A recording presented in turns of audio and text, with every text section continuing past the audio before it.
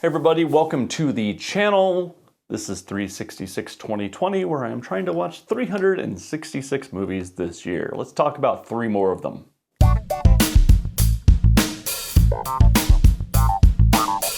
Love, Simon stars Nick Robinson and Katherine Langford. It's a story of 17-year-old high school student Simon, who is going through a rough time in his life because he is gay and has not come out to his family nor his friends.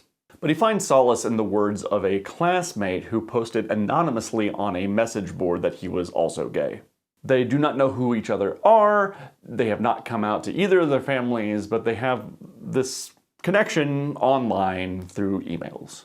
And they seem to be helping each other through this time when Simon is put into a situation where he has to help one of his enemies hook up with one of his female friends. It doesn't work out, and then the enemy leaks the emails onto this message board, in a way outing both of them.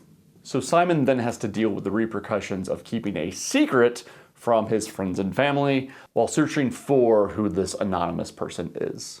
It's a love story told in an interesting way. It contains narrative conflicts that I haven't seen committed to film before. Nick Robinson's lead performance is always compelling. Katherine Langford is very good in the film. Jennifer Gardner and Josh Duhamel play Simon's parents, and they're very good. They have many scenes at the end that tug at the heartstrings.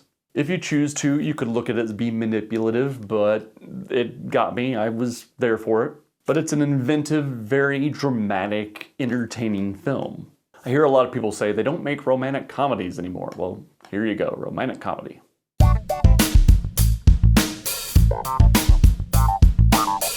Pitch Perfect 3. Yes, they made 3 of these movies for some god-awful reason.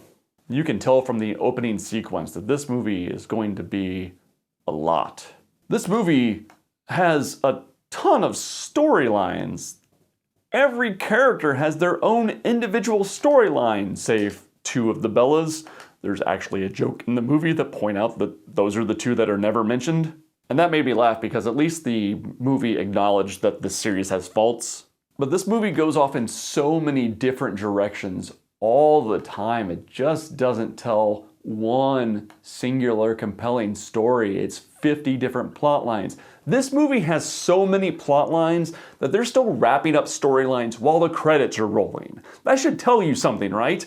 That this movie has too much going on if you don't have enough time within the film's running time to finish everything up. There are sequences that drag on forever, side quests that don't matter or mean anything. The first movie was so simple, and that's why it worked. It was the story of Anna Kendrick's character and how she's coming to terms with her creativity by joining a group as an outsider. This movie kind of ignores her completely in a way to kind of focus on everyone else, but it's just manic as hell and just, oh, I don't care anymore. I don't care anymore. Make it stop.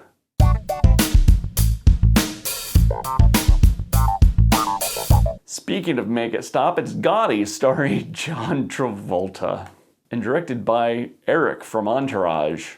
Oh, this movie is awful. It has a 0% on Rotten Tomatoes, and for good reason. The movie never lets you in on who John Gotti was really, what the crime family's thing was, like how did they make money? It doesn't really say anything because this is an authorized biography, which in a way, if you say what you guys did to make money, it would be an admission of guilt. Or at least that's how I read it. It never gets into the details of how the crime family made their profits. What it did do was introduce 400 characters all with similar names for one scene, talk about them in a second scene without showing them, and then in the third scene, kill them off. That happens over and over and over. Babyface, Big Chin, Littlefoot, whatever their names are. You see them once, you talk about them in another scene, and then they die. This is one of those movies that you could tell was aiming to be a prestige film, but the talent's just not there in front or behind the camera. How can any movie about a crime family be this dull? It was boring as hell. Oh, this was bad. The makeup was bad and inconsistent between the characters. John Travolta's terrible, and it treats John Gotti as this great person. Like I said, it was an authorized biography. He was a bad dude. He was not the hero this movie makes him out to be. Maybe in some circles, but to put out a film that paints him as a savior of New York City is disingenuous at best. This is a bad movie. Very, very bad.